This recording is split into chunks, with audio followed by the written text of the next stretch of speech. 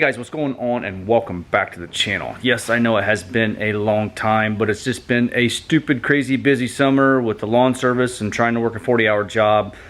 Just haven't had no time pretty much to do anything, except for I have done just a little bit of shop work. We'll go over that in another video. But today, I had a company reach out to me called Flashark. They're on Facebook, Twitter, and Instagram. Had to think a minute. They carry a vast selection of products, and one of them being an intake elbow. You know, my truck is deleted and tuned. One of the things that was not changed was the intake elbow. Not even getting rid of the throttle control valve right there. When you delete these, a lot of times they'll come with, the kit will come with a throttle control valve delete, which is one of these right here, which I had extra and never got around to putting on. Flashark, like I said, reached out to me, wanted to know if I wanted to do a video on their intake elbow, and I jumped at the chance because I don't really have one, other than that delete pipe for the throttle control valve.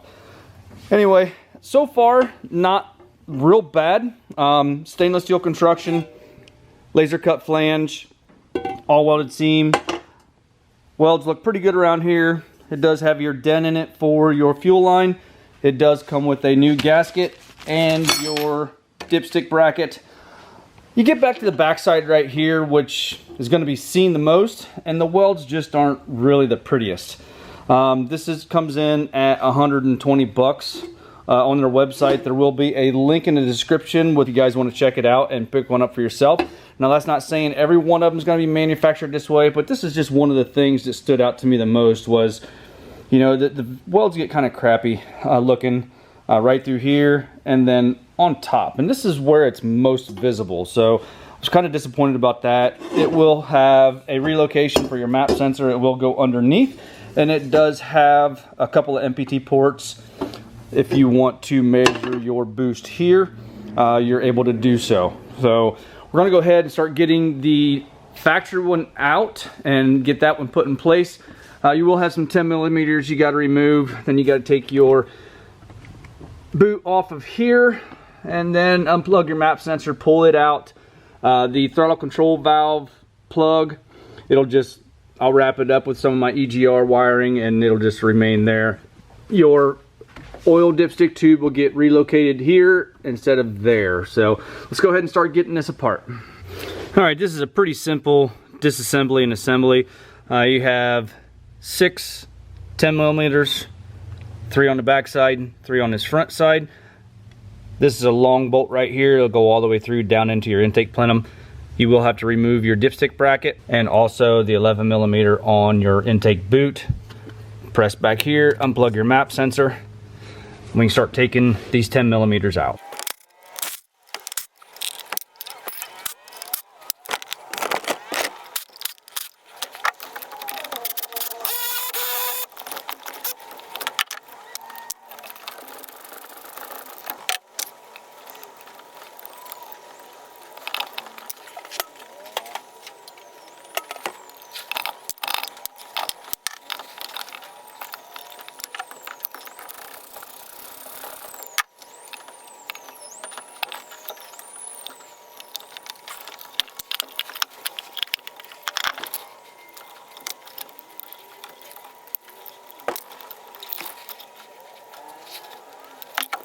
Alright, after getting that factory intake elbow off, I'm rather pleased on how clean my grid heater is.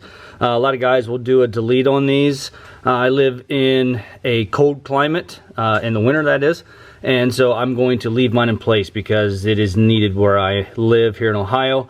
But yeah, it's pretty darn clean. So now we'll just go ahead and get the gasket cleaned off of there, and also if there's any dirt and debris on this boot, you will make sure and wipe it off.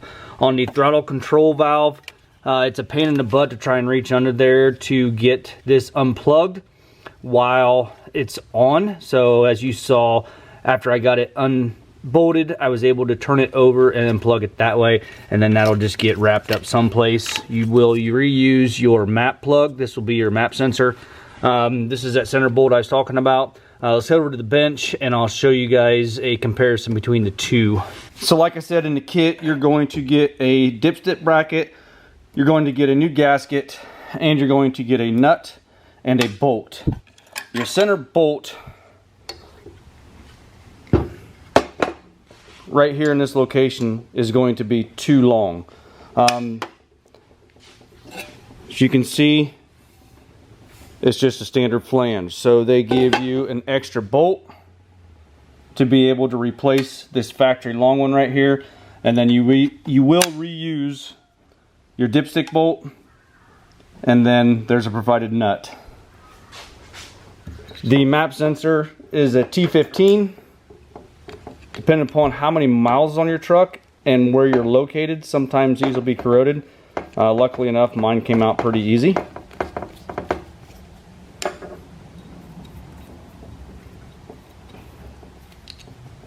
Go ahead and put that over there in my tray. And these are a rubber O-ring, so just give it a little bit of twist.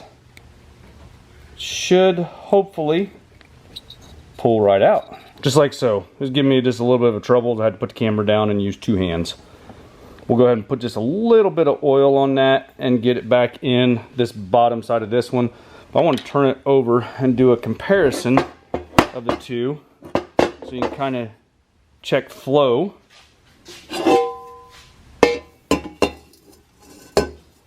So you got two 3-inch inlets into a 4-inch, a 4-inch inlet, two 3-inch outlets into your intake plenum. You can see quite a bit of carbon buildup in that actually. I was rather surprised on how clean my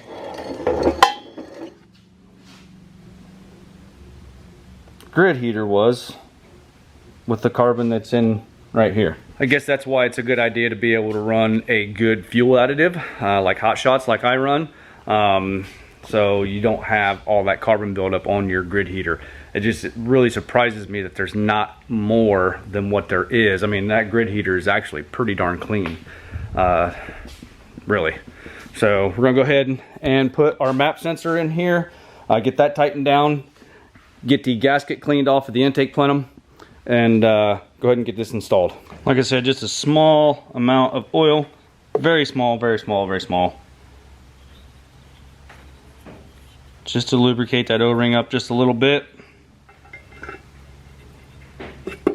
Goes in pretty nice.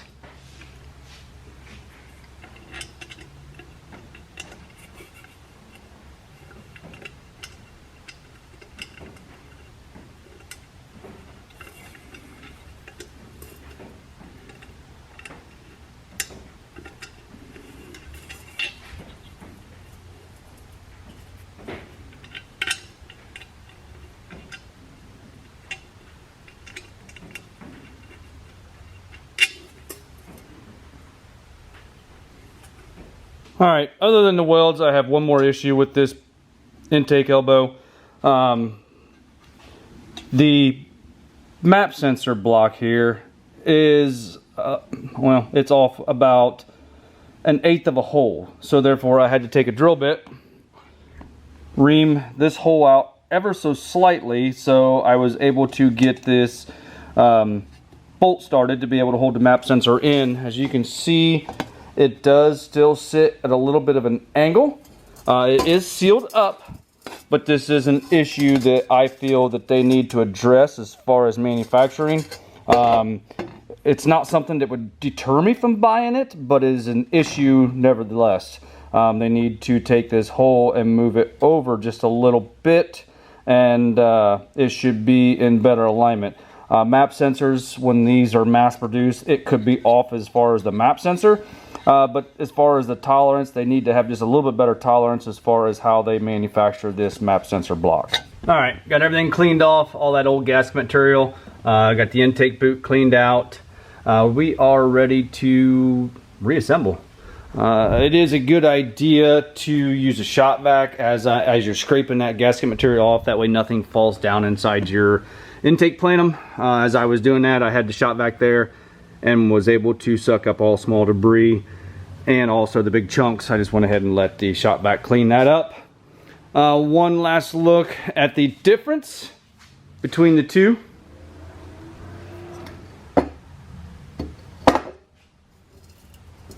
Not bad. Just for reference, if you guys need to do this all as well, sorry, I'll spit out my words. I did drill it out to a 13/64 to be able to get that to line up. Not too bad, but you shouldn't have to do that. So we'll go ahead and put our gasket in place. This will go blue side down. Go over there and start putting this in place. All right, put my gasket in place. Remember to put your blue line down.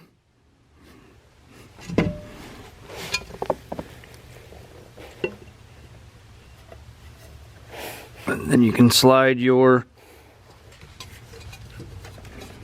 intake elbow into place.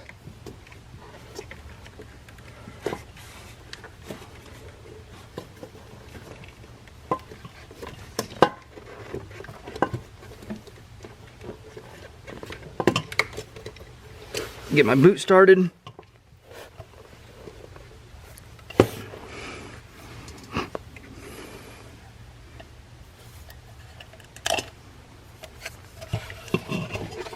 I forgot this guard has to come off.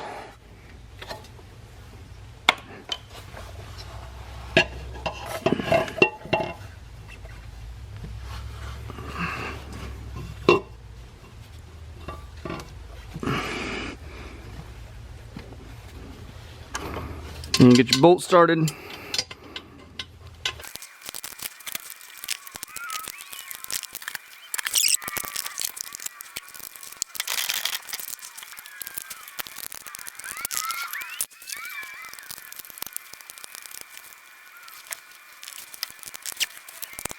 All right, there it is, all installed. Shut the camera off just because that way you guys didn't see me struggling, or I'll tell you I'm struggling. Getting that center bolt in was kind of a pain in the butt. What I ended up doing was pulling the intake back off and chasing the threads with an M8 by 125 tap. That way the threads were nice and clean, and I could reach in there and run that bolt down with my finger. To tighten that up, it was easier to take a wrench down like that. It gave me just enough room to have a little bit of throw to be able to tighten it up. Got everything tightened up. Right now I just got to take these two 8mm head bolts out, put the bracket on there, put the dipstick tube on the bracket, and then we will be done.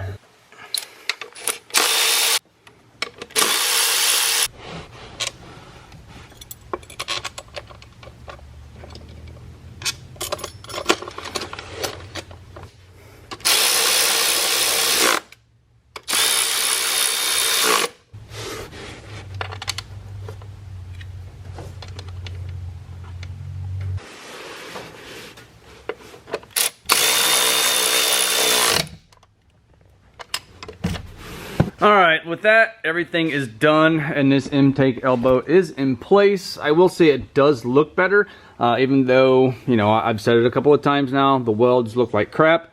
And then we had an issue with the map sensor plate. Got to do some tidying up as far as some wiring here, get rid of those. In the future, we may be doing some more things. I don't know yet. I may take all this stuff apart and start deleting some wires out of the harness that is not needed, as far as EGR, the throttle control valve, just make it look a little bit better.